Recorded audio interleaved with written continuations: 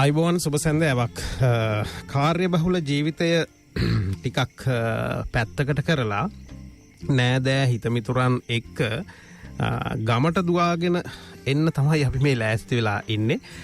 සාමාන්‍යයෙන් නේද අලුත් අවුරුදු කාලයට ටිකක් දීර්ඝ නිවාඩුවක් සතියන්තයට එහෙම වැටුණාම අපි ගමට යන්න හරි ආසයි කැමති. හැබැයි ඒ මුකුත් නැති මොහොතක හිතපුවත් නැති අවස්ථාවක ඔබ අපි හැමෝම එකතු වෙලා ගමට යන්න තමයි ලෑස්ති වෙන්නේ. ගම කිව්වහමත් අපිට එකපාරටම මතක් වන්නේ අපි අර හැදුණු වැඩුණු තැන නේද? එකට එකතු වෙලා රණ්ඩු කරපු තැන, ඒ වගේම වෙල් ඉපනැල්ලේ Tamanගේ යාළුවන් එක්ක දුව පැනලා සෙල්ලම් කරපු තැන. මේ චිත්‍ර එක පෙළට හරි ලස්සන චිත්‍රපටයක් වගේ ඔබේ මනසේ මේ වෙලාවේ ඇඳෙනවා ඇති කියලා අපි විශ්වාස කරනවා. ටිකක් කල්පනා කරන්න කොනේද මීදුම් පිරුණු උදෑසනක හරි අමාරුවෙන් අවදි වෙලා පාසල් ගියපු කාලේ නේද? පාසල් ඇරලා නිවසට ඇවිත් හනිකට දුවගෙන ගිහිල්ලා යාළුවන් එක්ක සෙල්ලම් කරපු විදිහ, හැන්දෑවට වතුර ටිකක් එහෙම නාලා පිරිසිදු වෙලා ගෙදර දොරට ඇවිල්ලා පාඩම් කරපු විදිහ, සමහර වෙලාවට කුප්පිලාම්බුවෙන් වෙන්න පුළුවන් නේද? සමහර වෙලාවට විදුලි එළිය ඒ කාලේ තියෙන්න නැතුව ඇති, සමහරක්ට තියෙන්න ඇති. අම්මා එක පොලිමට බත් පිඟාන් 10කට විතර බත් බෙදනකන් හරි ආසාවෙන් බලාගෙන හිටපු ඒ අතීතය නේද? මේ හැම දෙයක්ම අපිට බොහොම අපූර්වට චිත්‍ර විදිහට මැවෙනවා. එන්න අපි හැමෝම ඒ අතීතයට යමු. අපි ඒ සඳහා අද වඩාත්ම සුදුසුම කෙනෙක් අපේ වැඩසටහනට එකතු කරගන්නේ. මෙතුමා විශේෂයෙන්ම දැන් මාත් එක්කම දුම්බර පැදුරේ වසර 10කට වැඩි අපි මේ පිළිබඳව බොහෝ දේවල් කතා බහ කරලා තියෙනවා. මා නිරන්තරයෙන් විතාමත් ගරු කරන කෙනෙක්. එතුමා කතා කරපු ගමන් දන්නවා කවුද දැන් වැඩසටහනේ ඉන්නේ කියලා. එදාටත් වඩා අද වන විට බොහෝ දේවල් සමාජයට දෙන කෙනෙක් විදිහට, විශේෂයෙන්ම මානසික උපදේශන වලින් ආයුර්වේද වෛද්‍යවරයෙක් විදිහට මේ හැම දෙයක්ම සමාජයත් එක්ක ගනුදෙනු කරන බොහොම දැන උගත් කෙනෙක් තමයි සුපුරුදු විදිහට අද ලක් FM දුම්බර පැදුරට අපි එකතු කරගන්නේ. ශාස්ත්‍රපති මෙත්සුවපී හතරසිංහ අපේ ආයුර්වේද වෛද්‍යතුමාන්, මනෝ උපදේශකතුමාන්. ආයිබෝවන් සුබ සන්ධ්‍යාවක් ඔබතුමන්ට. ආයිබෝවන් නියල් මහත්තයා. අපි මේ ගමට යන්න කැමති. ගමට ගිහිල්ලා සමහර වෙලාවට අර පොල්ලතු සෙවිලි කරපු නේද? ගොම මැටි වලින් බිම අතුරපු, එහෙමත් නැත්නම් උළු කැට වලින් වහලය තිබුණු නේද? මේ එක එක විදිහට එක එක අයගේ මහගෙදර තියෙන්නේ නැති ඒ ලස්සන අතීතයට අරගෙන යනවා නම් අපි හරි කැමතියි. ඔබතුමාත් එක්ක අපි හැමෝම දැන් මඟ බලාගෙන ඉන්නේ එතෙන් යන්න. ඔව් නිහල් මහත්තයා, මං හිතන්නේ ඊ타මත්ම සුන්දර, ඒ වගේම හරිම සංවේදී, ඒ වගේම මං හිතන්නේ කියලා කතා කරලා නිම කරන්නට බැරි අතීතයක් නිරන්තරයෙන්ම සිහි වෙන සහ අපේ ජීවිතයේ මරණ මංචකය දක්වාම අපට අමතක කරන්න බැරි සිදුවීම් මාලාවක් එක්ක අපේ ජීවිතය ආරම්භ කළා. අපේ ජීවිතයේ එක්තරා කාලවකවානුවක් මහගෙදර රැඳිලා, මහගෙදර කියන මහ විශාල තක්සලාව තුල අපි ජීවත් වෙලා, අපි සමහරක් වෙලාවට මහගෙදර ඈත් වෙලා, මහගෙදරින් ඈත් වෙලා ඉන්නකොට තමයි අපි මේ සුමිහිරි කතාව අපි මුල පුරන්නේ. බොහෝ දේ කතා කරන්න තියෙනවා. ඒ කතා කරන ඒවායේ සුන්දර පැති සහ අසුන්දර පැති, රසවත් දේ සහ නීරස දේ මහගෙදර තුල නිර්මාණය වෙන්නේ කොහොමද කියලා අපි සමහරක් වෙලාවට මේ අපේ අසන ශ්‍රාවකයන් තුලම ඔබ කිව්ව වගේ චිත්‍රණයක් මතුවෙන්න පුළුවනි. මොකද හැම ගෙදරක්, හැම කෙනෙකුගේම මහ ගෙදරක් තියෙනවා. ඒක පැල්පතක් වෙන්න පුළුවන්, ඒක මධ්‍යම පන්තියේ ගෙයක් වෙන්න පුළුවන්, ඒක මහා මන්දිරයක් වෙන්න පුළුවන්. ඒ කොතන වුණත් ඒ ජීවන රටාවක් ජීවන චරිතයක් තමයි එතන අපි කවුරුත් එකට සමගින් රඟපෑවේ සහ එතන තමයි අපේ ජීවිතේ ගොඩ නැගුණේ. එතකොට ඒ හැම කෙනාගේම හදවතට තට්ටු කරලා බැලුවොත් සමහරකට මහගෙදර මතක් කරනකොටත් කලකිරණ අය ඉන්න පුළුවන්. නමුත් මහගෙදර මතක් වෙනකොට සංවේදී වෙලා අඬන අය ඉන්න පුළුවන්. ඒක තමයි ඇත්ත. අපට අපේ රස කතාව අපි දිගහරමු. ඉතාමත් මේ ලස්සන වචනයක් සහ ගැඹුරු අර්ථයක් තියෙන කතාවක් ඔබතුමා කිව්වා මේ මහගෙදර කියන තක්ෂලාව කියන එක. ඇත්තටම මේ මහගෙදර කියන්නේ තක්ෂලාවක්. අර ඔබතුමා කිව්වා වගේ සමහරුන්ට මේක විවිධ අත්දැකීම් තියෙන සමාජයක් නේ. කෙනෙකුට මේක වෙනස් විදිහකට අසතුටක් තියෙන තැනක් වෙන්න පුළුවන්. හැබැයි ඒ අසතුට තුලත් කොහොමද සතුට තිබුණේ කියන කාරණය අද අපි ඔබේ ලේ නහර නේද මේ හදවතේ ගැඹුරුම තැනට කිඳා බසිමින් මේ දේවල් හොයමින් කතා කරන්න ලෑස්ති. මෙහෙම කතාබහක් වර්තමානයට අවශ්‍ය වෙන්නේ ඇයි කියන කාරණාව වැඩසටහන තුල අපි මතු කරගන්න ලෑස්ති. ඒ නිසා අපි බොහෝම ගෞරවයෙන් ආරාධනා කරනවා FM 106.2 ලක් FM දුම්බර පැදුරේ ගුවන් විදුලි සරසවියේ අපි හැමෝම අපේ මහගෙදරට අද යමු. වැඩ එහෙම ටිකක් පැත්තකට කරලා දුම්බර පැදුරේ තමන්ගේ දරුවන් නේද දරු මුණුබුරන් පවුලේ හිතවතුන් හැමෝම වාඩි කරව ගන්න ඉතාමත් වැදගත් කතාබහක් බවට පත්වේවි. ටිකක් මතක් කරලා බලන්නකො ජීවිතය අපි මොනතරම් අවදි පසු කරගෙන දැන් මේ වන විට ඇවිද්ද. සාමාන්‍යයෙන් ඔබ මේ වර්තමානයේ අපි කතා කරන මොහොතේ සමාජයේ බොහෝම වැදගත් උසස් තැනක ඉන්නවා වෙන්න පුළුවන්. හැබැයි අපි හැමෝටම නෙත තුල සැඟවුණු කඳුලක් බර කඳුලක් අනිවාර්යෙන්ම තියෙනවා. ඒ කඳුල අද දවසේදී නිදහසේ වැටෙන්න අපි අවස්ථාව වෙන් කරගනිමු.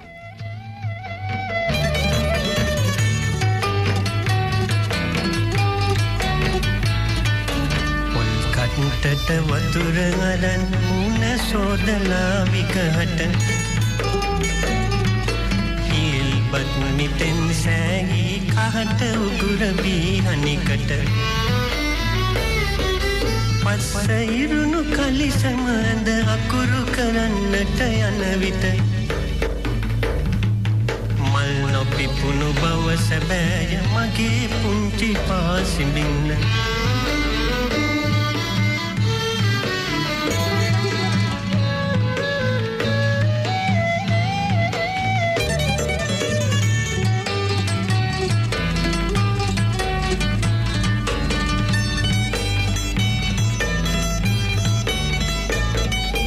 තනිලන්දේ තනි ගමනේ හිතට බියක් නොයනා කල්ලුල් වී පුංචි පතුල් එක විදියට රිදුනා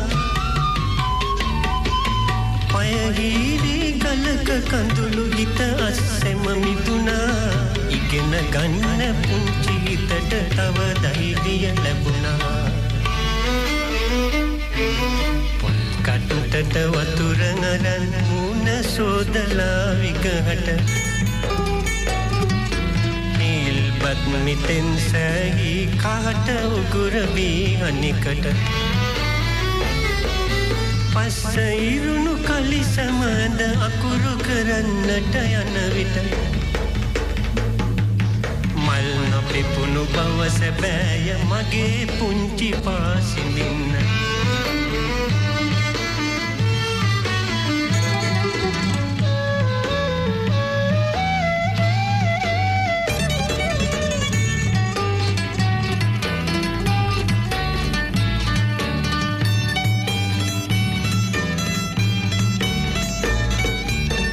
දැනෙන්නේ නෑ අකුගේ මගේ හිත පුරවා තියන්න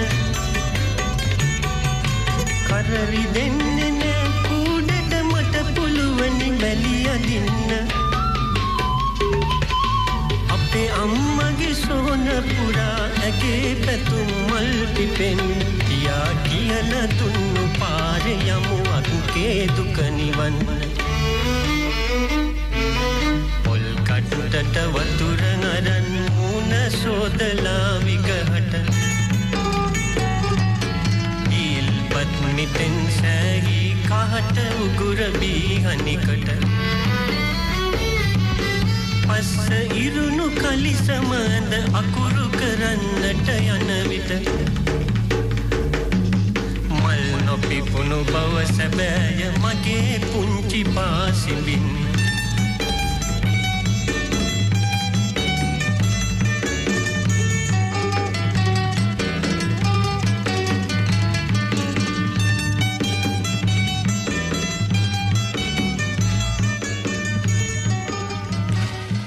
මොහොතක් මේ මමත් ඇස් දෙක පියාගෙන ගීතය අහගෙන හිටියේ සෑහෙන දුරකට මනසින් නැදීගෙන ගියා වෛද්‍යතුමනි විශේෂයෙන්ම මේ ගීතය තුල අර ලස්සන වචන කීපයක් තිබුණා මල් නොපිපුණු බව සැබෑය මගේ පුංචි පාසිබින්න මේ කටුක ජීවිතය තුළ නේද අපි මේ ගමන් කරන ජීවිතය තුළ මල් නෙමෙයි ගොඩක් වෙලාවට පෑගෙන්නේ කටු ඒ කටු අතරින් තමයි තුවාල වෙවි වේදනා ලබමින් අපි යන්නේ අර සාමාන්‍යයෙන් අපි කියන්නේ මල් අතුරපු පාරක ගමන් කරපු අය නෙවෙයි බොහෝ ඉහළ තැන්වල නේද ජීවිතේ වර්තමානයේ සාර්ථක කියන තැන්වල ඉන්නේ කියන එක අපි හැමනම් මේ මහගෙදරට ටිකක් ගොඩ වෙන වෙලාවේ මට හිතනවා මේ ඇත්තටම සමහර වෙලාවට ඒ කාලේ තියෙන අත්දැකීම් එක්ක ඒ සාමාන්‍ය ජීවිතයේ කියලා දැනුණට එහි නියම රහ අපිට අද සිට කතා කරද්දි තමයි එදා දවසේ රහ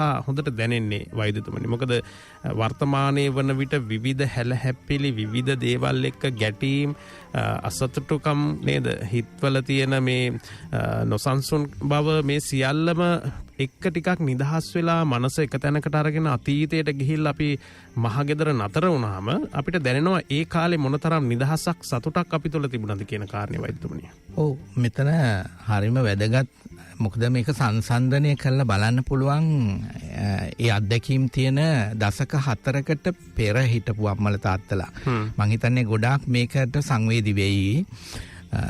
ඒ අය දන්නවා අපේ ගෙයක් තුල ඒ කියන්නේ මහා ගෙදර තුල අපි දැක්ක අසිරිය. සමහරක් වෙලාවට අද අපි ගෙදරක දකින ඒ මානසිකව කායිකව අපි විඳින දුක වේදනාව සහ අපේ ඒ අසිරිය තුල අපේ හිත පීඩණයට පත් නොකර සැනසෙන්න පුළුවන් සහ අතීතයේ ඉඳගෙන අපට වර්තමානයේ ගොඩනගන්න අපි දරන වෑයම සාර්ථක කරගන්න බැරි කමත් එක්ක මහගෙදර අමතක කරන්න බැරි වෙනවා. මොකද මහගෙදර තිබුණේ සමගිය, සාමදානය, සතුට ඒ සියල්ල එක්කම තිබුණේ අපිව මෙහෙවන නායකත්වය.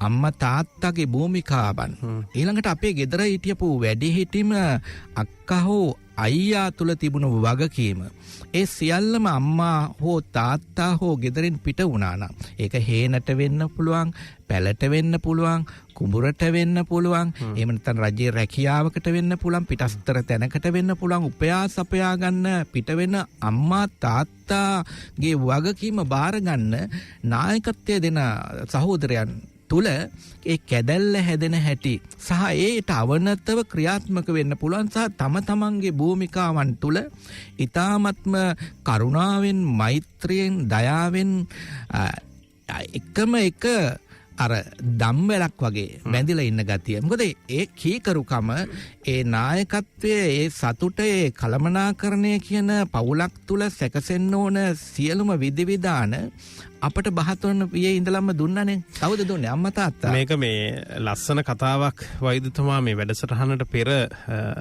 මාත් එක්ක කියපු දෙයක් මම මෙතෙන්ට ගෙහෙන්න කැමතියි. මේ දැන් ඔය පෞරුෂත්ව සංවර්ධනය නේද, මානසික සංවර්ධනය කීක අපි මුදල් වලින් මේ දැනුම ලබා ගන්න කාලයකනේ ඉන්නේ වෛද්‍යතුමනි. සමහර වෙලාවට අපිත් ඒ වගේ දේවල් අපි දන්න තරමින් බෙදා හදා දෙනවා.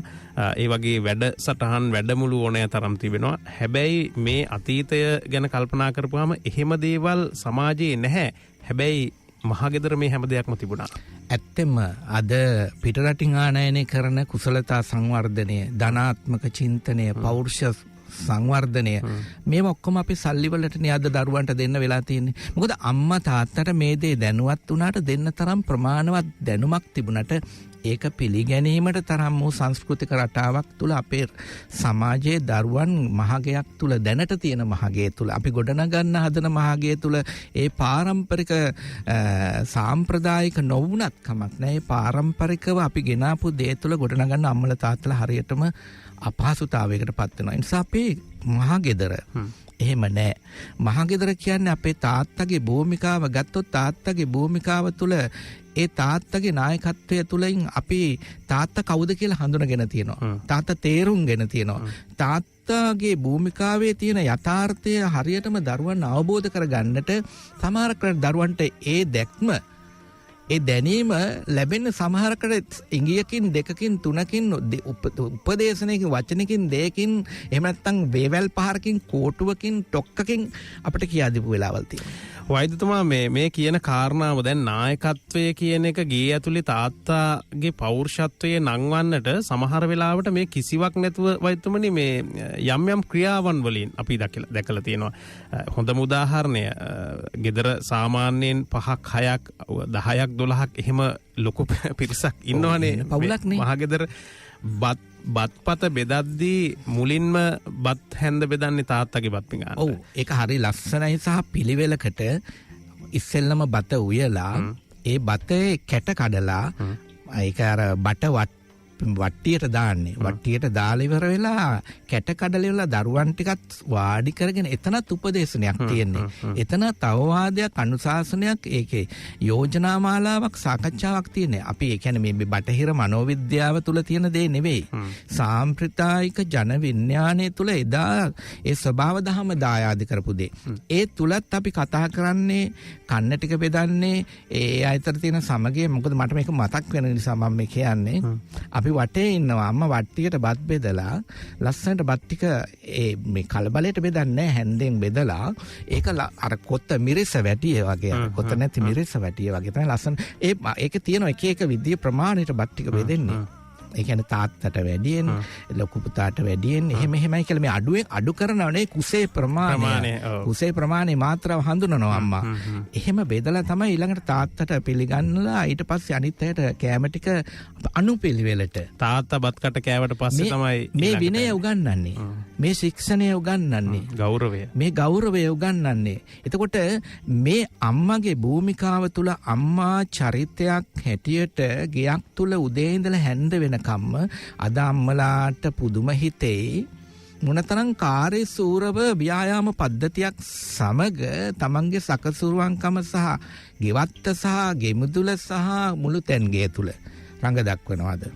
තාත්තගේ භූමිකාව පෞරුෂයක් මහා පෞරුෂයකින් තාත්තා ඉතා ගෞරවාන්විතව අන් අයට නායකත්වය දෙන්න අතරේ තමන් උපයා සපයා ගන්න කොච්චර එළියට ගිහිල්ලා එනකොට ඒ පිළිගැනීම මට තාම මතකයි. මට එහෙම මතක් වෙන චරිත තියෙනවා.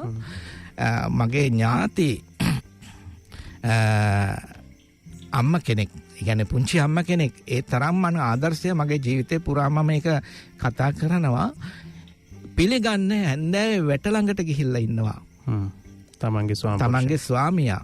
ඒ කියන්නේ අපි අතීතයේ යම් දේවල් පිළිබඳව කතා කරපු හැම දෙයක් තුළම ගැඹුරු ඇත්තක් තියෙනවා. ඒ ඇත්ත තේරුම් ගන්න නිදහසක් තියෙනවා. නිදහසක් තිබුණා. විවේකයක් තිබුණා. අපිට ගෙදර වැඩ ටික කරලා ඉවරලා අපි ගැන හිතන්න, පවුල ගැන හිතන්න, රට ගැන හිතන්න, සමාජය ගැන හිතන්න, යුතුයකම් ගැන හිතන්න, හොඳ නරක ගැන හිතන්න වෙලාවක් තිබ්බනේ. එතකොට ඒ සාම්ප්‍රදායික මහගෙදර තිබිච්ච භූමිකාවන් පිළිබඳව අපිට චිත්‍රයකට නගන්න කිව්වොත් අම්මා තාත්තා වැඩිමල් සහෝදරයා සහෝදරිය ගින්දලා එක පැත්තක්. අනිත් එක සමගිය බලන්න. අපි කොච්චර ගුටි කාලයක්ද ගහගෙන නැද්ද? විවිධ විදියට රණ්ඩු කරගෙන තියෙනවා. විවිධ විදියට සෙල්ලම් කරලා තියෙනවා. හැන්ද වෙනකොට අර බතේ දෙනකන් විතරයි. ගෙදර තිබුණ ප්‍රශ්නයක් වුණත් සමහර කලාට ඒ ප්‍රශ්නේ එදුර දිග යන්නේ නැහැ. ඒක තේරුම් ගැනීමේ හැකියාව තියෙන බොහෝ අයට, මම මේ කියන්නේ බොහෝ අයට, සමස්තයටම නෙවෙයි. මොකද මේ අඩුපාඩු වැරදි තිබුණා. මේ ඒ සමාජයේ සුද්ධම සමාජයක් හැටියට කතා කරන්න බෑ අපිට. හැමදාම හැම තැනම හැම දෙයකම අපිට හොඳ සහ නරක දකින්න වෙනවා. ධර්මතාවයට නෑකම් කියන සහ අධර්මතාවයට නෑකම් කියන දේ තියෙනවා. නමුත් මහගෙදරක් තුල අපි සංකර නොවූ සංස්කෘතික පසුබිමක් තුල අපි දරුවෝ හැදුනා. දරුවෝ වැඩි වුණා. ඊළඟ දරුවන්ගේ වගකීම් වල දරුවන්ට දෙන නිදහස අම්මා තාත්තා නිර්ලෝභීව ලබා දුන්නා. ඒ කියන්නේ හොයා බැලුවේ නෑ කියලා නෙවෙයි. උඩ යන සරුංගලයක් වගේ අපි උඩ ගියා. නූල මහා පෞරුෂයක් තියෙන කෙනෙක් අම්මගේ තාත්තගේ අතේ. අපි සැරිසරලා ආපහු හැන්දෑවට අපිව ගෙදරට ගන්න පුළුවන් නායකත්වය තුළ හික්මීම වර්ධනය කළ තුන. අපි කොහෙ ගියත් මොනවා කරත් අපිට මතක් වෙනවා ගෙදර. අම්මා ඉන්නවා, තාත්තා ඉන්නවා, මගෙට මේ වැඩේ තියෙනවා, මට මේ ධර්මතා, මට මේ කරන්න ඕන වැඩේ මෙහි විදියටයි පිළිවෙලට කියා දීලා තියෙන්නේ. ඒව අපේ හැරියේ නෑ. එතකොට අපි ආයි හැන්දෑවට මේ ටික ඔක්කොම එකට එකතු වෙනවා. එතකොට ඒ අතරේ අපිට තියෙන වගකීම් ඉගෙන ගන්න තියෙනවා, ක්‍රීඩා කරන්න තියෙනවා. ඒ කියන්නේ සෙල්ලම් කරන්න, ක්‍රීඩා කියන්නේ මේ විශේෂ ක්‍රීඩා නෙවෙයි. කැලේ පනින්න වෙන්න ඕන, අර කිව්වාගේ වෙල්ලි පනැල්ලේ පනින්න ඕන, ගඟේ ඇලේ පනින්න ඕන. මොනවා හරි ගිහිලා අපි විවිධ සෙල්ලම් ගමේ තියෙන කරන්න ඕන. එහෙම නොකර හිටියොත් බෑ. එතකොට මෙවැනි ලස්සන අතීතයක සුන්දරත්වයක් තුළ හැදුන අපි අදත් අපේ ජීවිතයට මහගෙදර. අම්මා තාත්තා නැති වෙනකොට මහගෙදර පාළු වෙනකොට මහගෙදර මතක් වෙනකොට වාවන්නේ. ඒක හදවතින් එළියට එන්නේ සමහර වෙලාවට ශෝකාකුල ස්වරයෙන් සහ ඇස් දෙකෙන් එළියට එන්නේ කඳුලක් විදිහට. අපි කොච්චර දුරට අර මුලින් කිව්වා වගේ කොච්චර තැනක මිල මුදල් ඕනෑ තරම් තියෙන්න පුළුවන්. යාන වාහන සැප සම්පත් ඕනෑ තරම් තියෙන්න පුළුවන්. එක වෙලාවකට හිතෙනවා නේද මේ ටයිකෝට් ටික ගලවලා දාලා විශේෂයෙන්ම මේ හිරවෙච්ච අපි සමහර වෙලාවට මේ ලෝකයේත් එක්ක දුවන්න ඕනිම නිසා අපි තුල තියෙන සමහර දේවල් හදාගත්තට බලෙන් අපේ ජීවිතයට එකතු කරගත්තට අර අම්මා උදේ පාන්දර නැගිටලා කුස්සියට ගිහිල්ලා සියලුම දේවල් පිළිසකල කරලා සමහර වෙලාවට හීතලේ වෙන්න පුළුවන් සීතල පළාත්වල නම් ගුලි ගැහිලා නිදාගෙන ඉන්න දරුවන් ටික නැගිටවලා පාසලට යවන්න හැම දෙයක්ම ලෑස්ති කරලා තියෙන පුංචි නිවහනට දුවගෙන යන්න අපි හරි කැමති වෛද්‍යතුමනි. ඒ නිසා ඒ අතීතය බොහෝ දේවල් අපේ ජීවිතවලට එකතු කරලා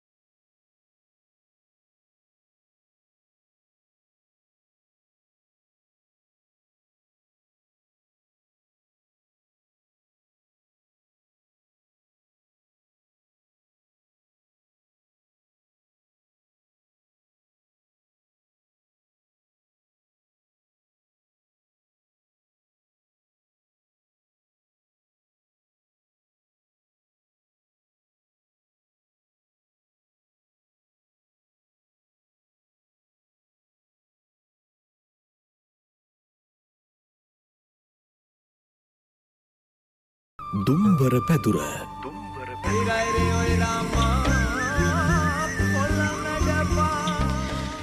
ඔබ අපි එකට යා කරන පාලම තමයි 01179020 ඒ සම්බන්ධතාවය නිරන්තරයෙන් මෙදා සිට අද දක්වාම බොහෝම ලෙන්ගතුකමින් ඉතාමත් ළඟින් අපි අතර තියෙන සම්බන්ධතාවක්. ඒ ඇමතුම හරහා අපිට බොහෝ අය මේ වෙලාවේ කතා කරනවා. කෙනෙක් සම්බන්ධ කරගන්න බයිතුමනි. හොඳයි. දුරකථන මාර්ගයේ විසන්ධි කරගෙන බොහෝ වෙලාවක් එතුමා දුරකථන මාර්ගය ඔස්සේ හිටියා. අපි නැවතත් ආරාධනා කරමු 01179020 අපේ දුරකථන අංකය ඔස්සේ එන්න මේ පැත්තට. අවසාන වශයෙන් අපි අර කිව්වේ මේ සතුට මහගෙදර තියෙන සතුට ගැන. දැන් මහගෙදර සතුට වගේම අපි අර කිව්වා වගේ වෛද්‍යතුමා ධර්මය අධර්මය දෙකම එතන තිබුණු හැටි අපි කතා බහ කරමු. විශේෂයෙන්ම ඒ හරහා මතු කරගත යුතු බොහෝ දේවල් වර්තමාන සමාජයට අපි ආදේශ කරගන්න ඕනි. ඒක තමයි මේ කතාබහේ සුවිශේෂීම කොටස බවට පත්වන්නේ. සමහර දේවල් නේද වෛද්‍යතුමා මීට සුළු වෙලාවකට කලින් කිව්වා මේ දැන් ඉන්න අම්මලාට මේක මේ වැරදි විදිහට හිතන්න එපා. නමුත් හදවතින් හිතන්න මේ ඒ කතාවේ කොතරම් සත්‍යයක් තියෙනවද කියන එක. අබ ඇටයක් කියන එකත් මහමෙරක් තරම් බරයි. හැබැයි ඒ කාලේ මහමෙරක් කියන එකත් අබ ඇටයක් තරම් බර නෑ කියන එක වෛද්‍යතුමනි. මේ කතාව මං කැමති ටිකක් දිගපළල දිග හැරගන්න. ඔව් මට මතක් වෙනවා මොකද මගේ මේ මූණු පොතේ මට එක කිවින් දෙයක් නදිකා ප්‍රියංගනී කියලා මට මේ පද 4ක් එවලා තිබුණා. මහා මෙරක්සේ සවිය දුන්නා අම්මා අප්පා අපට බොහෝසේ අයියා අක්කා මල්ලි සමගින් බැඳී සිටියා වැලක මුතුසේ. සිනා හඬමැද කෝල දඟ වැඩ පාළු මැකුවා නිතර සිස්සේ එදා අප උන් මහගෙදර සුව තවම සිහිවෙයි දවස තිස්සේ. ඒක නෙමෙයි අමතක කරන්න බැරි. ඒත්ක තමයි දැන් නිහාල් මහත්තයා මගෙන් ඇහුවා මම මේ මානසික උපදේශක කෙනෙක් හැටියට ඇත්තම කියන්න ඕන. ඒ කියපු කතාවේ කිසිම අසත්‍යයක් නැහැ කියලා. මොකද සමහරක් අම්මලා සමහරක් තාත්තලා හිසේ තියන් ඉන්නේ මහමෙරක් කියලා හිතාගෙන තමන්ගේ තියෙන ප්‍රශ්න අපි ගාවට ගේනවා. බැලුවාම අපි ප්‍රශ්නේ දිගෑරලා අර කියපු අබෑටයක්වත් තරම් නැහැ. මොකද අපි එච්චර බර නැහැ. මොකද හේතුව අපි අතීතයේ අත්දැකීම් එක්ක ජීවත් වෙච්ච අම්මා තාත්තා දැක්කනේ. ඒ අම්මා තාත්තා දැකලා අම්මා තාත්තා කරපු වැඩ කන්දරාව වගකීමකින් වාද විවාදයකින් තරහකින් ක්‍රෝධයකින් වෛරයකින් නොකරපු හැටි අපි දැක්කනේ. නමුත් මේ අය ජීවිතේ එපා කියලා ප්‍රශ්නේ බුලට හොයාගෙන යනකොට මේක බරක් නෑ. මේක බර හදාගෙන. එතකොට ඒකයි මම කියන්නේ අපේ අතීතයේ හිටිය අම්මට තාත්තට තිබුණු මහමෙරක් බර දරුවෝ කී දෙනෙක් හිටියද ගෙදර? අඩු වශයෙන් 5 දෙනෙක්වත් හිටියනේ. අඩුම වශයෙන්. එතකොට ඒ පහේ ඉඳලා 14 15 16 හිටියානේ ගෙවල් වල. ඉතින් ඒ වගකීම් ටික අපි සාමාන්‍ය තිරසන් සතෙක් දැක්කාම අර අපි කියමු වැල්ලියක් පැටව ටිකක් ගහලා ඉන්නකොට කොච්චර එක තැනකට තියාගන්න කොච්චර මහන්සි ගන්නවද? එතකොට අපි එකපාරට ලොකුනේ නෑනේ. අපි එකින් එක ලොකුනේ. අපි කියමු අපි අවුරුදු 2කට යනකොට තව එක්කෙනෙක් අවුරුද්ද කුසට ආවනම් එතකොට මේ දෙකේ කෙනත් බලා ගන්න ඕනනේ. නමුත් අද සමහර කම්මලා ඉන්නවා තමන්ගේ එක දරුවා නිසා මානසික පීඩනයටපත් වෙච්ච. ඒ නිසා මේක මං හිතන්නේ මේ කාලය තුල ගොඩනැගිච්ච මම නිර්භයව කියනවා මේ දියුණුව සහ තාක්ෂණය අපේ පහසුව අපහසුවක් කරලා තියෙනවා. ඇයි අපිට මොනතරම් දියුණු සමාජයක අපි කොච්චර ලස්සනට ජීවත් වෙන්න පුළුවන්ද? හැබැයි අපි නැති බර ඇති කරගෙන නැති වැඩ ඇති කරගෙන නැති දුක වැඩි කරගෙන අපි දුක හදාගෙන වේදනාව හදාගෙන තරහ හදාගෙන වෛරය හදාගෙන ක්‍රෝධය හදාගෙන මහත්ය ගෙදරවද දන්නේ නෝන ගෙදරවද දන්නේ මහත්යයි නෝනයි මහත්යගේ නෝනගේ වැඩ. එතකොට දරුවෝ ගෙදරවද නැද්ද කියලා සමහර පැන්ව දන්නේ නැහැ. ඉතින් මෙවැනි සමාජයක් දියුණුව තුළින් තාක්ෂණය තුළින් විද්‍යාව තුළින් ගොඩ නැගුණාම අපි බලනවා අපි අහනවා අපි තර්ක කරනවා මේ අපහසුතාවය තුළද පහසුතාවය තුළද අපහසුතාවය ඇවිල්ලා තියෙන්නේ. අපිට දුකයි ඉස්සර කාලේ අපි කුප්පි ලාම්පුවෙන් අපි පාඩම් කරේ. අපි එළි වෙනකන් අඩු දැල්ලේ කුප්පි ලාම්පුවෙන් නිදාගත්තේ. එතකොට කුප්පි ලාම්පුවේ දැල්ල පිළිබඳ අපට ප්‍රශ්නයක් තිබුණාද? අපිට චිමිනි ලාම්පුව කුප්පි ලාම්පුව එපා කියලා අපි වාද විවාද කරාද? ගැටුණාද? අම්මා තාත්තට ඒක තේරුම් ගන්න පුළුවන් කමක් තියෙන වටපිටාවක අපි ජීවත් වුණා. එහෙම තේරුම් ගන්න බැරි වටපිටාව අපිට ඇස්වලට කන් වලට ඇඟට දැනෙනකොට හිතට දැනෙනකොට අපි කලබල වෙනවා. දැන් අපේ වගකීම් යුතුයකම් සියල්ල අපි පැහැර හරින්නේ අපේ තියෙන වගකීම් යුතුයකම් වලට එහා ගිය අර අපිට කියමනක් තියෙන අත්‍යවශ්‍ය අවශ්‍ය අනවශ්‍ය කියලා. අපි බැලුවාම හරියටම මේක විශ්ලේෂණය කළා අත්‍යවශ්‍ය අවශ්‍ය තියෙන්නේ අර අබෑට් එක විතර. අනවශ්‍ය තියෙනවා මහ මේරු පර්වතයක් විතර. එතකොට ජීවිතය අවුල් වෙන්නේ නැද්ද? ජීවිතය අවුල් වෙනවා. එතකොට මේ වගේ අපිට අපේ අම්මලා තාත්තලා අපි ගාවට ඇවිල්ලා කියන්නේ අනේ මහත්තයෝ මේ දුක අපිට තිබුණේ නෑනේ. අපේ සතුට දැන් අපේ ගේ ඇතුලේ දිය වෙනවා. අපේ මෙහෙත මහන්සිය අපි ලෙඩ හැදිලා ප්‍රෙෂර් හැදිලා කොලෙස්ටරෝල් හැදිලා ગેස්ට්‍රයිටිස් හැදිලා මේ ඇඟපත පණ නැහැ අපි මරණයත් එක්ක තමයි මේ ජීවත් වෙන්නේ බෙහෙත් පෙති අහුරක් බීලා තමයි මේ ළමයිත් එක්ක මේ අපි මේ සුමේ කරන්නේ කියලා. අනේ මේක ඇත්ත කියා දුන්නට පස්සේ සාමාන්‍ය විදියට ඒ පුජ්‍යලව ටිකක් පත් වෙනවා. ආයි සමහරක් කරාට මේක 100% සාර්ථක ප්‍රතිකාරයක් නෙමෙයි. මොකද අර දියුණුව විසින් තාක්ෂණය විසින් අපේ සීමාවන් අපි හඳුනා නොගත් එක. ඒක කියන්නේ විද්‍යාවයි තාක්ෂණයයි දියුණුව තිබිච්ච දෙන්නේ. ඒක තමයි වටින්නේ. ඒක වේගයක්. ඒක පැවැත්මට දායක වෙන දෙයක්. නමුත් ඒක අපි අරගෙන බලෙන් ඇඟේ දාගෙනනේ. අනවශ්‍ය විදියට. එතකොට අපිට ප්‍රශ්න. දැන් බලන්න අද දවසේ කාලසටහන පැරණි මහගෙදර තිබුණු කාලසටහන අද කාලසටහන බලන්න. අද කාලසටහනේ කන්න වෙලාවක් නැහැ, බොන්න වෙලාවක් නැහැ, නිදා ගන්න වෙලාවක් නැහැ, නාන්න වෙලාවක් නැහැ, කාත් එක්කවත් hina වෙන්න කතා කරන්න වෙලාවක් නැහැ. නිදා ගන්නවත් නේද වෙලාවක් නැහැ. කිසිම වෙලාවක් නැති කාලසටහනක් අපිට තියෙන්නේ. එතකොට අපිට තාක්ෂණියත් දියුණුවක් ගෙනලා දීලා තියෙන වදයක් නේ. ඇයි අපි මේ දියුණුව තාක්ෂණය තුළ අපේ සීමාවන් හඳුනා නොගන්නට ආපු වේගයට ගලාගෙන ආපු සැඩපහරට අපි අහු වෙලා අපි අර අනවශ්‍ය සුලිවල කරකැවෙනවා. ඉතින් ඕකෙම ගිලා බැහැලා මැරෙනවා. ඒකයි තියෙන්නේ අපි හැම වෙලාවෙම අපට ඕන දේ තෝරාගෙන අපි ජීවත් වෙනවා නම් එදා සුන්දර මහගෙදර අද සුන්දර මහගෙදරටත් ගේන්න පුළුවන්. ආරම්භ කළේ මේ හැමෝටම මහගෙදරක් තියෙනවා කියන එක. සමහර වෙලාවට දැන් ඔබ කල්පනා කරයි දැන් මේ කතාබහ ටිකක් අතීතයටම යනවනේ වෛද්‍යතුමනි. ඒකත් අපි දෙකට කඩලා වගේ එතනින් මෙහාට ගත්තත් සාමාන්‍යයෙන් දැන් ඔබ අපි විශ්වාස කරමුකෝ 60 70 වගේ උපන් කෙනෙක් කියලා. දැන් මේ වන විට ඔබ මහගෙදරක් තනනවා. නේද වෛද්‍යතුමනි? මේ වන විට ඔබ තුල සහ ඔබ වටා ඉන්න පිරිස තුල මහගෙදරක් තැනෙමින් පවතිනවා. මේ කතාව තව දශකයක් දෙකක් ඉස්සරහට ගිහිල්ලා සමහර වෙලාවට ඔබ කල්පනා කරන්න ඔබේ දරුවන් සමහර වෙලාවට විදේශගත වෙයි නේද? නගරයට යයි මේ පවුල් සීසීකඩ විසිරෙනවා. ඊට පස්සේ ඒ මහගෙදර සංකල්පය උතනත් ওই විදිහටම තියෙනවා.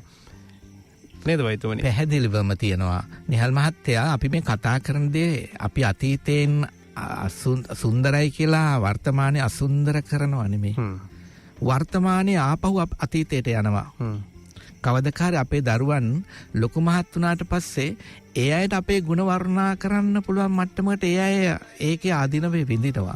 එතකොට අපේ මහගෙදර තැනෙනකොට අපට තිබුණු සැනසෙල්ල දරුවන්ට නැති වෙනවා. දරුවන්ට අපට තිබුණු සැනසෙල්ල අපට දැන් තියෙන කාර්යබහුලත්වයේ අපේ තාත්තලාට නොතිබුණ නිසා අපි ඒක වර්ණනා කරනවා. නමුත් මේක පරිවර්තනය වෙනවා, වෙනස් වෙනවා. වෙනස් වුණත් අපේ මානසික නිදහස පවත්වා ගන්න හැමදාම එකම රිද්මයක් අපිට තියලා තියෙනවා. ඒක තමයි දියුණුව විහින් මනුස්සත්වය තුළ ගොනු කරපු දේ. එතකොට අපිට මොන විදියට විසම රටාවක අපි කැරකුණත් අපි ජීවත් වුණත් අපට පුළුවන් අපේ සීමාවන් තුළ සැනසෙල්ලේ නිදහසේ ජීවත් වෙන්න. එහෙම බැරි වුණොත් ඒ අවාසනාව භුක්ති විඳින්න වෙන්නේත් අපට. ඒ නිසා අපි සමහරක් වෙලාවට වගකීම් වල නිරත වෙනකොට අපි ප්‍රවේශමෙන් ඒ වගකීම් එක්ක හැපෙන්න කියලා තමයි මම මේ කියන්නේ. වෙන මොකුත් මේ සුන්දර මහගෙදර අපේ වර්තමාන මහගෙදරටත් සුන්දර වෙනවා. හොඳයි අර මේ ගීතයකක් තියෙනවනේ වෛද්‍යතුමනි මේ වෙරළු ගෙඩිය හරි අතකට කපාගෙන කොටහක් නොකා දෙගුරුන්ටත් තබාගෙන උන් අපි එදා සත්කුළු පව් විලාසෙන පැල ඉනි වැටට ඇයි අද එන කොටාගෙන කියලා.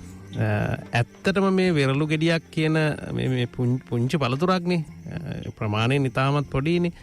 දැන් මේ වෙරළු ගෙඩිය හරි අටකට කපාගෙන ඒ කියන්නේ කිසිම අසාධාරණයක් නොවන විදිහට හරි විදිහට කපාගෙන මේ ඒක අපි සමගියෙන් කාලා තව කොටසක් ඉතුරුත් කරගන්නවා නේද? ඒක ඉතුරු කරගන්නේ දෙගුරුන්ට. මේ කතාව තුළ විරලු ගෙඩිය කියන සංකල්පය හරි එතනින් එහාට ලොකු ගැඹුරක් තියෙනවා වෛද්‍යතුමනි. මේ අපි කතා කරන මේ මාතෘකාව ඇතුලේ ඒ දේ තියෙනවා. ඒක දැඩිසේ මේ ගීතය තුළ අන්තර්ගත වෙන්නේ සමගිය, වගකීම, යුතුයකම. ඒ දේ අපි දැන් ගරු කළ යුතු අපේ දෙමව්පියන්ට, අපේ පූර්වාචාර්යවරුන්ටනේ අපි වෙන් කරන්නේ නේද? එතකොට එහෙම කරා අතීතේ මහගෙදර ඒ දේ තිබුණා. කොහේ හරි පිළුංගල ගියත් කෑමක් වෙන් වෙලා තිබුණා. තාත්තා ආවේ නැතත් තාත්තගේ පිඟාන වෙන් වෙලා නේද? අද සමහරක් වෙලාවට අපේ සුන්දර මහගෙදර කියලා තියෙන මහගෙදර තාත්තා කෑවද අම්මා කෑවද කියලා සමහරකට දන්නෙත් නැහැ. වෙන වෙනම දරුවෝ කාමරවලට වෙන වෙනම සුවිශේෂ කෑම අවුඩ කරන ආයතන වලින් කෑම ගෙනල්ලා අපූර්වට රස විඳින දරුවොත් ඇති. ඔව් සමහරවිට තාත්තලා එළියෙන් කාලා ඇවිත් නේද අද මං එළියෙන් කාලා වගේ නිදහසේ වචනයක් දෙකක් එළියට දානවා ඇති. හැබැයි අර වෛද්‍යතුමා ආරම්භයේ කිව්ව පෞරුෂත්වය, නායකත්වය මේ අපි තුල ගොඩ නැගෙන අර අපි හැමෝටම ඉන්නවනේ වීරයෙක් අපේ ජීවිතේ. ඒක අපේ ගේ තුලින් මං හැරලා වෙනත් වීරයන් සොයාගෙන යාම නේද? පෞරුෂත්වය කියන එක වෙනත් වැරදි තැන් වලින් අල්ලා ගැනීම බොහෝ සෙයින් මේ සමාජයේ දරුවන්ට ලැබෙන දෙයක්.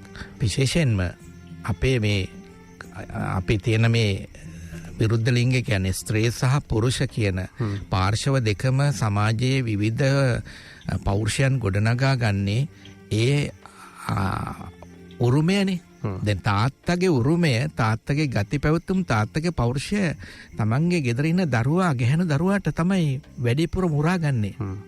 ඊළඟට අම්මගේ ගතිගුණ, අම්මගේ චර්යාවන්, අම්මගේ ක්‍රියාකලාපයන්, අම්මගේ ඇහෙන හඬ සහ ඒ වැඩ කටයුතු පිළිබඳව හොඳ අවධානයක් යොමු කරන්න ඒක ස්වභාවයෙන් ලෙන්ගතු වෙන පිරිමි දරුවා.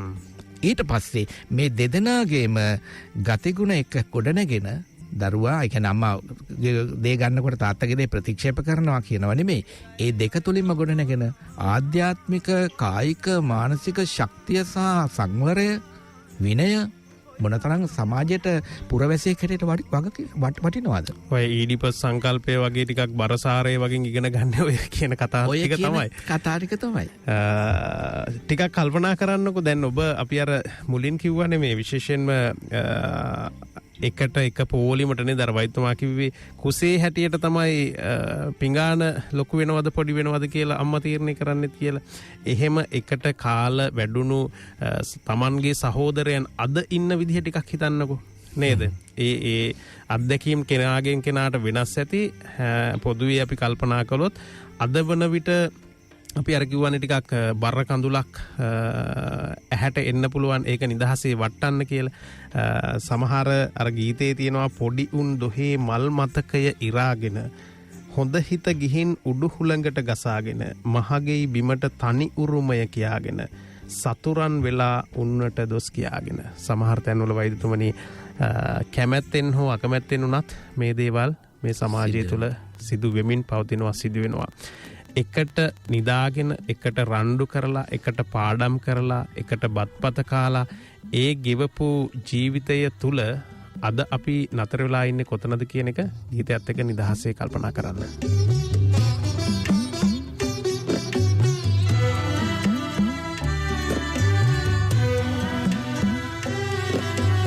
වෙරළු ගෙඩිය හරි අටකට කපාගෙන කොටහක් නොකාද ගුරුන්ටත් තබාගෙන උන් අපි එදා සක්කුළු පව් විලාසෙන පැලයිනි වැටට ඇයි අද ඇන කොටාගෙන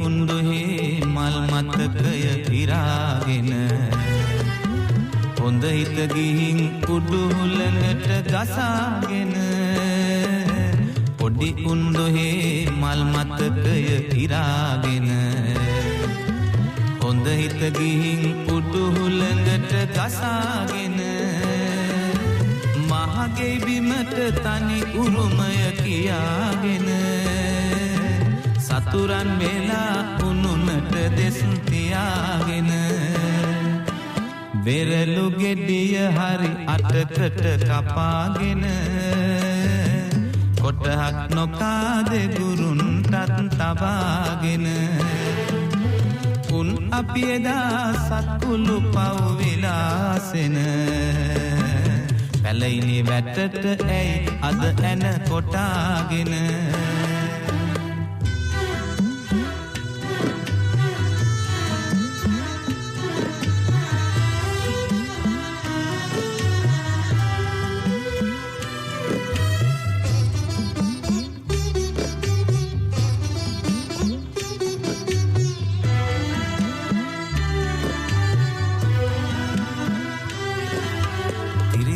උනුතින් කිසි හවුහරණ නැති ලන්දක කකා ලන්දක කල්යල් හරිති තිරිසන් උනුතින් කිසි හවුහරණ නැති ලන්දක කකා ලන්දක කල්යල් හරිති එක මිසයන කාටත් නිදිසුවය දෙති පිම්පංගුවට ලොල්ලි මලගම් නොයති වෙරළු ගෙඩිය හරි අටකට කපාගෙන කොටහක් නොකාද ගුරුන්ටත් තබාගෙන උන් අපි එදා සක්කුළු පව් විලාසෙන පැලයිනි වැටට ඇයි අද ඇන කොටාගෙන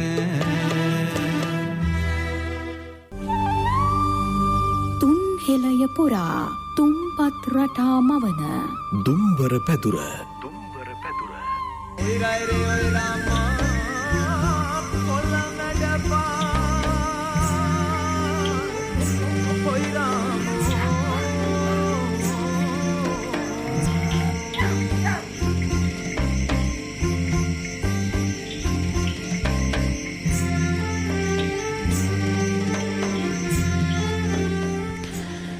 හොඳයි ලක් FM දුම්බර පැදුරේ අපි රැඳී සිටින්නේ අද මහගෙදර තමයි අපි ඉන්නේ මහගෙදර දේවල් කතා කරමින් ඉස්සරහට යන වෙලාවේ ඔබටත් අපි ආරාධනා කරනවා 01172920 අපගේ දුරකථන අංකය කතා කරන්න පුළුවන් ඔබටත් අත්දැකීම් ඇති අදහස් ඇති මේ දේවල් බෙදා හදා ගනිමු වෛද්‍යතුමනි මේ දැන් මහගෙදර කියන මේක ගමත් එක්කනේ ගොඩක් වෙලාවට ටිකක් වැඩි සම්බන්ධතාවක් තියෙන හැබැයි එහෙම කියලා නෑ මේ නගරේ ඉන්න නේද කොළඹ වෙන්න පුළුවන් නුවර ගාල්ල මාතර මාතලේ ඔය ඕන තැනක මාතර එහෙම දැන් වෛද්‍යතුමාට හොඳ අත්දැකීම් තියෙනවා ඒ ගම පළාතම හින්දා කොළඹ කියලාත් නෑ දැන් මහගෙදරවල් හැම තැනම තැනිලා තියෙනවා නේද විශේෂයෙන්ම මේ ටිකක් ගමට බරව තියෙන නිසා ඔය අවුරුදු කාලය වෙන්න පුළුවන් විශේෂ කාල තියෙනවානේ. සාමාන්‍යයෙන් අපි සංස්කෘතික වශයෙන් අපි සමරන දේවල්, ආගමික වශයෙන් සමරන දේවල් මේ වගේ කාලවල වලදී ටිකක් විශේෂයි. ඔය කියන තැන් හරි කල එළියයි නේද? වෙනදාට වැඩිය එහි ක්‍රියාශීලීත්වය වැඩි. ඒක වෙනම කතාවක්. එතනින් මෙහාට අපි ගත්තත් යම් යම් රාජකාරී තියෙනවානේ. සමහර වෙලාවට අපි අර මුලින් කිව්වා වගේ මහගෙදර වහලය සකස් කරගන්න එකක් වෙන්න පුළුවන්. ඒ කාලේ පිදුරු නේද පොල් ලතු වලින් එහෙම වෙන්න පුළුවන්. සමහර ඉතින් මිල මුදල් ටිකක් වැඩිපුර තියෙන කෙනෙක් උළු වහල එහෙම හදාගන්නව ඇති. ඒ වගේ අවස්ථාවන් වල හරි ලේසි වැඩ කරගන්න අසල් වැසියන් ගමේ අය නේද එකතු වෙලා ඒ අහවල් වැඩේ කරලා දෙනවා. එතනින් මෙහාට ගත්තාම කුඹුරු වැඩවලට ගියත් සියලුම දෙනා එකතු වෙලා තමයි ඒ වැඩ ටික කරගන්නේ. මේ අසල්වැසියන් අතර තියෙන සහසම්බන්ධතාවයත් අපි මේ කාලයට එකතු කරගෙන කතා කළ යුතුමයි. මොකද ඒ තියෙන සමහර යහපත් දේවල් වර්තමාන සමාජයට ගත යුතු දේවල් වෛද්‍යතුමනි. විශේෂයෙන්ම නිහල් මහත්තයා අතීතයෙන් තමයි වර්තමානයට ගන්න තියෙන දේවල් දැන් සහ සුද්ධෙන්ම තියෙන්නේ. මොකද අපිට අතීතය ගැන කතා කරනකොට අතීතයේ ආදර්ශ ගොඩක් අපට සපයනවා වර්තමානයේ ගොඩනගන්නට. දැන් ඔයෙන් එක සාධකයක් තමයි අද අපි දන්නවා අපේ වැඩක් කරගන්න අපි කොච්චර දුක් විඳින්න ඕනද? අපි කොච්චර මිනිස්සු හොයන්න ඕනද? අපි කොච්චර සල්ලි දෙන්න ඕනද? අපිට ඒ සල්ලි දෙන තරමට කාරුණික වෙලා වැඩ කරනවද? එතකොට ඇයි මෙතරම් මිනිසාට එරෙහිුනේ? මිනිසාට අගෞරවනීය වුණේ. මිනිසාට අකාරුණික වුණේ. එතකොට ඒකයි අපි අරගෙන අතීතයට ගියොත්. අතීතයේ හැම මිනිස්සෙකු තුලම විශේෂ ගුණයක් සමාජය තුල විකාශනය වුණා. මෙයා මෙහෙමයි. ගමේ හාමුදුරුවන්ගේ නායකත්වය තුල පන්සල තුල කවුන්සලින් එක. ඒ කියන්නේ උපදේශන ශාලාව තුනේ ධර්මශාලාවේ. ඒ ධර්මශාලාවට රැස් වෙන අපි කියමු භක්තිය තියෙන බුදුදහම පිළිබඳව භක්තිය තියෙන වෙන අන්‍ය ආගමක පිළිබඳව භක්තිය තියෙන පල්ලියට එහෙම නැත්නම් කෝවිලට ඒ රැස් වෙන අය තුල එකම මනුස්ස කැලක්. ඒ අයට නායකත්වයෙන් සපේන අය හිටියා. ගමේ පන්සලේ හාමුදුරුවෝ, ඊට වෙද මහත්තයා, ගුරුවරයා, එහෙම නැත්නම් රජයේ විශේෂ නිලතලයක් දරන කෙනා සහ ගමේ ප්‍රභූවරයා. ගමේ ප්‍රභූ කියලා සමහරකට සල්ලි තියෙන ප්‍රභූවරේ කියලා අපි ඉස්සර කියන හාමුලා. බලවුවක් තියෙන ගමරාල මහ ගමගේ වගේ එහෙම ඒ කියන්නේ ඒ වගේ પરම්පරාවල අපි දන්නවා අපේ ඉතිහාසයේ දුල අපිට ඒව මතක් වෙනකොට අපි ඒ අයට විවිධ විදියට තමයි අපේ අර මේ ගෞරවය කියන එකත් ඇති වෙලා තිබුණේ. එතකොට අපිට වැඩක් කරගන්න ගියාම අනේන ගුණදාස මහත්තයා එහෙම නැත්නම් සෝමස් තිලක මහත්තයා එහෙම නැත්නම් මේ සිරිසේන මහත්තයා එහෙම නැත්නම් අපිට අපිට නම කිව්වාම ඒ වැඩේ ගැන කිව්වා මේ වැඩේට මෙහෙම අපිට අද සහභාගී වෙන්න ඕන. අපි කියමු ගමේ තරුණයෝ රැළ වෙන් වෙලා ඉන්න මේ මං කියුවේ මේ රැළ අපි කියමු විවිධ රැකියාවන් කරන විවෘත වෘත්තීන් කරන අය වෙන්න පුළුවන්. හැබැයි මානසික නිදහසක් ඒ අය තුළ ගොඩනගා ගත්තා. මම ආද මෙතෙන්ට සහභාගී මේකට මම අත්තමට එන්න ඕන. මේ අයට මේ කයියට එන්න ඕන. එහෙම නැත්නම් මේකට මම සහභාගී වෙලා මේක වැඩේ කරන්න. පොල්ලතු ටික බඳින්නද, බැටි ටික ගහන්නද, හේන කොටන්නද, එහෙම නැත්නම් මේ ගෙපලා අදින්නද, කුඹුරේ වී ටික වපුරන්නද? නෑ අපිට 5 දෙනෙක් හොයාගන්න මට 5 දෙනෙක් හොයාගන්න ඕන නම් මට ඒ 5 දෙනා හොයාගන්න අමාරු තිබුණේ නෑ. අපිත් දන්නවා මම හොඳට කුඹුරු වැඩ කරලා හොඳට පොළවක් කොටලා හොඳට ගෙවල් තරගෙට හදන්න පුළුවන් දැනුමක් ලබාගෙන ඒ මොකද තාත්තා විශ්වකර්ම දැනුමක් තිබුණා මගේ තාත්තට. ඒක ගෞරවයෙන් කියන්න ඕන. නොදන්නා දෙයක් නෑ. වෙදකම ඇරුණකොට නොදන්නා දෙයක් නෑ ඇත්තෙම. ඒ දන්නා දේවල් වලින් බොහෝමයක් පිටිපස්සේ ඉඳගෙන ඉගෙන ගත්තේ මම විතරක් නෙවෙයි. මා වටා අපේ තාත්තා වටා එකතු වෙච්ච රැලක් හිටියා. ඒ කියන්නේ සාමූහිකව වගකීමේ ඒ කාලේ කොළු රැලක් නේද? කොළු රැලක්. ඇයි ඒ අයට යමක් ලැබෙනවා. සමහර කලාට වෙදකම පිළිබඳ උපදේශනය ලැබෙනවා. සමහර කලාට නැටුම් පිළිබඳ උපදේශනය, නාට්‍ය කලාව පිළිබඳ, සමහරකට පිරිත් ටික කියන්නේ කොහොමද කියලා උපදෙස් ටික ලැබෙනවා, පුහුණුව ලැබෙනවා. මොනවා හරි දැන් මේ ගෙයක් හදනකොට ඒ ගේ හදන්නේ මේ ගෘහ නිර්මාණය කරන්නේ කොහොමද කියලා උපදෙස්. ඒ වගේ අපිකම මේ නායකයෙක් වුණා විතරක් නෙමෙයි, ඊට වඩා අපිකම කුඩා කණ්ඩායමක වුණත් ඒ සහභාගීත්වය ගන්න ඒ ගමේ හැම ගෙදරකම කවුරු හෝ අපි ගමු උපාසක මහත්තයා නම් උපාසක මහත්තයාට ගරු කරනවා. හින්නි මහත්තයා කිව්වොත් හින්නි මහත්තයාට ගරු කරනවා. පැටි මහත්තයා කිව්වොත් පැටි මහත්තයාට ගරු කරනවා. ඇයි ගරු කරන්නේ? බයට නෙමෙයි. ගුණයකට. ඒ එක වචනෙට ඒ අයට අර අද රුපියල් 10000ක් 15000ක් වේදම් කළත් කරගන්න බැරි වැඩක් කැපවීමෙන් කරන සමගියක් සහයෝගයක් එකාට එකානේ. දැන් අද අපි සහයෝගයේ දැක්වනම් අපේ ගෙදරට ඇවිල්ලා අපේ වැඩ රාජකාරී ටික කරන්න අපිට අපි කන්න ටික දුන්නා, බොන්න ටික දුන්නා, ඒ අයට අවශ්‍ය පහසුකම් සැපෙව්වා. නමුත් මුදලකට නෙවෙයි. ඒ දේ ඊටමත් වගකීමෙන් යුතුයකමින් අපි ඉෂ්ට කරාම ඒ අපේ අතරේ තියෙන අන්‍යෝන්‍ය බැඳීම, විශ්වාසය ගමක් තුල බැඳෙනවා. ගමක් තුල බැඳෙනකොට ඒ ගමේ මූලිකත්වයේ නායකත්වයේ දෙන කෙනාට වැඩියෙන් බැඳෙනවා. ඊළඟට ඒ අය අවශ්‍යතාවයන් වලදී මොන කොතනද අපි වෙනුවෙන් ජීවත් වෙන ගතියක් තිබුණානේ. ඒ නිසා ඒ අතීතයේ තිබුණු දේ අද සමහරකට වර්තමානයට ගේනකොට ඔය කියන කාර්යයන් කරන්න සමාජය විසින් වෙනස් කරලා තියෙනවා, පරිවර්තනය කරලා තියෙනවා. මොකද ඒ අයගේ වගකීම් එක්ක හැපෙන්න අපට අන්‍යෝන්‍ය. දැන් මම තවත් කෙනෙකුට උදව් කරාම ඒ අය මට ගන්න ගියාම 17 වැඳුම් වදින්න වෙයි සමහරක් කරලා. අද නම් මම කල්පනා කළේ මේ අර වෛද්‍යතුමා කියවනේ මට 5 දෙනෙක් ඕනේ නම් පණිවිඩයක් විතරනේ යවන්න ඕනේ ඒ කාලේ. දැන් 5 දෙනෙක් වරුවකට ඕන නම් මඩුම 10000ක්වත් ඕනේ 2000 ගානෙක් කෙනෙකුට නේ. 2000ටත් වැඩි. කියන්නේ අවම ගත්තත් නේද? ඒ කියන්නේ හැමදේම කොලය සල්ලි මේ දේවල් මත තමයි තීරණය වෙන්නේ. ඔව් ඒක ලොකු කතාවක්, ලොකු පැතිකඩක්. මේ ඒක සමාජයේ තියෙන සමාජ පරිවර්තනය තුළ අපිට අවශ්‍ය වෙලා තියෙන ප්‍රධානම දේ තමයි මුදල. ඒ නිසා මිනිස්කම අභිබවා, කරුණාව, මෛත්‍රිය, දයාව අභිබවා තරංගය අපට පුරුදු කරපු නිසා තරංගකාරීව අපිව ජීවත් වෙන්නට තියෙන අමාරුකමත් එක්ක අපි ලොකු පොරයක් කරන්න වෙලා තියෙන. එතකොට අපිට මුදලම තමයි අපේ පැවැත්ම සඳහා අපි විසි කරන්න වෙන්නේ මුදල්. නමුත් එදා කාලේ ඒක තිබුණේ නැහැ. මහා ගෙදර තුල ගොඩ නැගුණු හැම මහා ගෙදරකම අපේ වැඩ කරගන්න අපට පහසුවක් තිබුණා මිසක අපට අපහසුවක් තිබුණේ නැහැ. අපිට දිනයක් නියම කරලා අපි දිනයක් නියම කරගත්තොත් ඒ දිනයටත් කලින් සමහර කාලට ඒ යෝජනාව සම්මත වෙලා අපිට වැඩ කරගන්න පුළුවන්කමක් තිබුණා. අපි හැම වැඩේම කරේ අපේ ගෙවල් වල මහා ගෙදර. සමහර කාලට අපේ ලොකු අයියා හිටියනම් ලොකු අයියාගේ කණ්ඩායම, තාත්තා හිටියනම් තාත්තගේ කණ්ඩායම, අම්මා හිටියනම් අම්බගේ කණ්ඩායම. ගොයන් කපනකොට අපි දන්නවා. වෙලේ වෙනත් කටයුතු කරනකොට අපි දන්නවා ඒ අය සහභාගී වෙන හැටි. හරි පුදුමයි.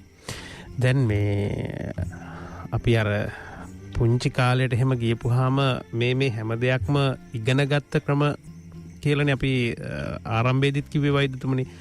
විශේෂයෙන්ම දැන් මේ කියන දේවල් වලින් අපි අර මිනිස්සු අතර තියෙන සහසම්බන්ධතාව නේද?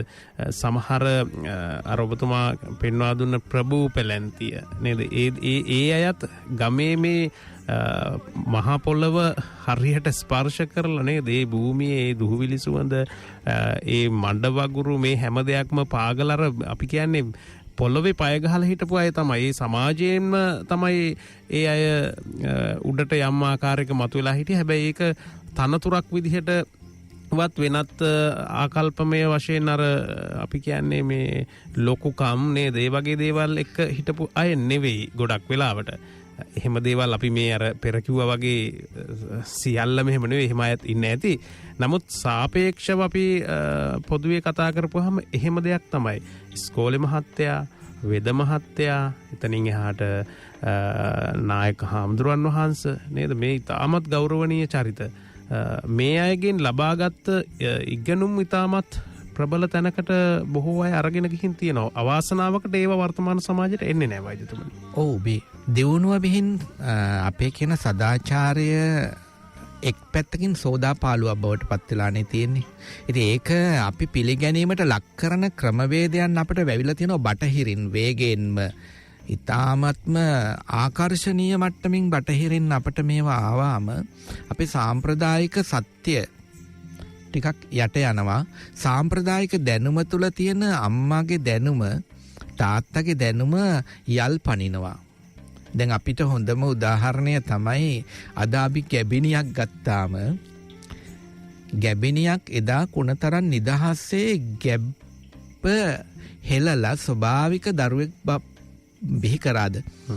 එදා අම්මාගේ අවවාද අනුශාසනා මත පළවෙනි මාස 3 ගැබ් පෙළහර පානවා කියලා ආධ්‍යාත්මිකව පුණ්‍යවන්තව ගොඩනගෙන මානසිකත්වයේ අද බයකින් තැති ගැනීමකින් අපි මාස 10ක් ගෙවන්න තියෙන කාලය කියලා මානසිකව අඩු බලයකට පත් වෙනවා. නමුත් එදා එහෙම ප්‍රශ්නයක් තිබුණේ නැහැ. එදා මාස 3ක් යනකන් අපි නිහඬව අපේ ගැබ පිළිබඳව තියෙන පුණ්‍යම චේතනාවන් ගොඩනගලා ඉවරලා අම්මා තාත්තා අම්මගේ විශේෂ එහෙම නැත්නම් ගමේ දැනුවත් කෙනෙකුගේ උපදේශය මත ඉල්ල මාසානුමාසිකව ගන්න ඕන ආහාර පාන ටික මේ වගේ විටමින් කන්දරාවකින් ගොඩ ගහලා නැහැ. ගත්තා ව්‍යායාම ටික කරා කඩේ පිලේ ගියා හේනි කුඹුරේ ගියා වී ටික කෙටුවා. ඊට පස්සේ මේ ගැබ පිළිබඳව තියෙන මේ හැම වෙලාවෙම සතිය තමයි සිහිය තමයි පවත්ව ගත්තේ. ඒ කියන්නේ බය නෙමෙයි තැති ගැනීම නෙමෙයි අවිශ්වාසය නෙමෙයි ගොඩ නැගුණේ. එතකොට ඒ ක්‍රමානුකූලව අපි වගකිය යුතු ක්‍රියාකාරකමක් ස්වභාව දහම තුලින් අපට ගොඩනගලා දීලා ස්වභාවික දරු උත්පත්තියක් සිද්ධ වුණා. අද ගත්තොත් බලන්න අද ගැබක් කලලයක් රෝපණය වෙනකොටම කලලය පිළිබඳව දැනුවත් වෙලා කලලය පිළිබඳව ඇති වෙන බය හිතට කාවද්දන ක්‍රමවේදයන් බිහි වෙලා තියෙනවා. සහ ඊළඟට ඒක විශේෂ වෛද්‍යවරයෙක්ගේ රාමුවක් තුළ කොටු වෙනවා.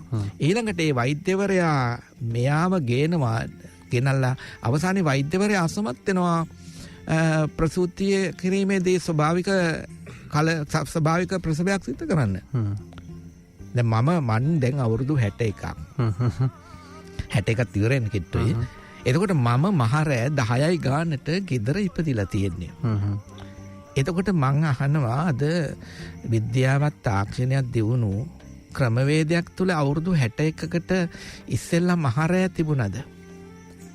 අපේ අම්මට බයක් තිබිලා තියෙනවද ওই මාස 10ෙම?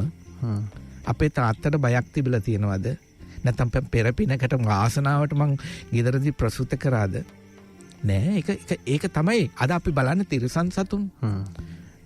එකම රෝහලකටවත් ගිහිල්ලා ප්‍රසූතයක් සිද්ධ කරන්නේ නෑනේ. 10 15 ප්‍රසූත කරනෝනේ. තිරසන් ලෝකයේ සියලුම සතුන් ස්වභාව දහමේ දායකත්වය දෙනෝනේ. මම කියන්නේ විද්‍යාවයි තාක්ෂණයයි වෛද්‍ය ක්‍රමයයි 100% දියුණු වෙලා මිනිස්සුන්ගේ මනස පොහොසත් කරන්න ඕන. මනසේ බය නැති කරන්න ඕන. විශ්වාසය ගොඩනගන්න ඕන. හොඳ ආහාර පාන ටික දෙන්න ඕන. හොඳට මේ ක්‍රමානුකූල දැනුම මේ අයට දෙන්න ඕන. ඉතින් මේ වගේ බැලුවාම අපේ සම්ප්‍රදාය තුල එදාද හොඳ අදද හොඳ. එදාද නොදියුණු අදද නොදියුණු කියලා මම හිතන්නේ දවසක් කතා කරන්න දේවල් තියෙනවා. වෛද්‍යවර ඉතාමත් හොඳ කාරණාවක් මතු කරා මේ තාක්ෂණය ඒ වගේම විද්‍යාව දියුණු වෙන්න ඕනි.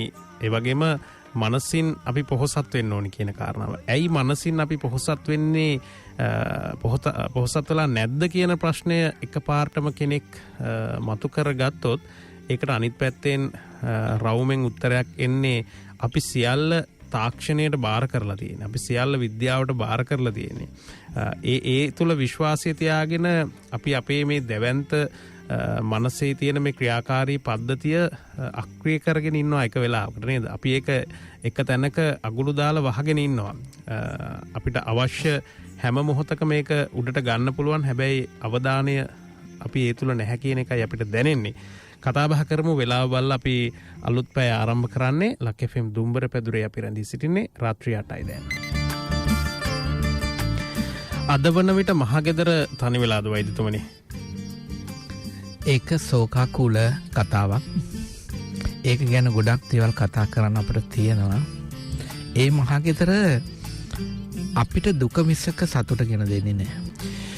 සමහර වෙලාවට ඔබේ ජීවිතයට හයියක් වුණ ඔබේ ජීවිතය ගොඩදාන්න සෑහෙන මහන්සි වුණ අතේ කරගට එනකන් නේද පයේ කකුල් වල යටිපතුල් පුපුරනකං නේද නහර ගැටගහෙනකන් ඔළුව වේලෙනකං නේද ඇඟ රැලි වැටෙනකං ඒ මහන්සි වුණ තාත්තා අම්මා සමහර වෙලාවට අද මහගෙදර හුදෙකලා වෙලා ඇති මාසයකට සැරයක් දෙකක් ඔබ යනවා එනවා ඇති සමහර වෙලාවට ඒ ආදරණීය තාත්තා අම්මා අද ජීවතුන් අතර ඇතුවත් ඇති නැතුවත් ඇති සමහර වෙලාවට කළගුණ සලකන්න කළගුණ සලකන කියන කාරණාව ගැලපෙන්නේ නැති වුණත් යුතුයකම් ඉෂ්ට කරන්නට ඔබට අවස්ථාවක් උදා වෙන්නත් ඇති නැතුවත් ඇති කෙසේ වෙතත් අර තුරුහිස මුදුනේ මල් පලදා කැකුළු මුවට පල වැල නෙළුවා ඒ දඬු මං බැඳ සක්කුළු පව්බිඳ සිදාදියට එන මං තැනවා සිදාදී ඔබාද ජීවත් වුණාට මේ එන ගමනට ඒ දණ්ඩ නේද පාලම වෙලා ඔබේ සවිශක්තිය වුණ ඔබේ ආදරණීය අම්මා තාත්තා කියන එක හදවතේ මනසේ ගැඹුරුම තැනක සටහනක් විදිහට තියාගන්න.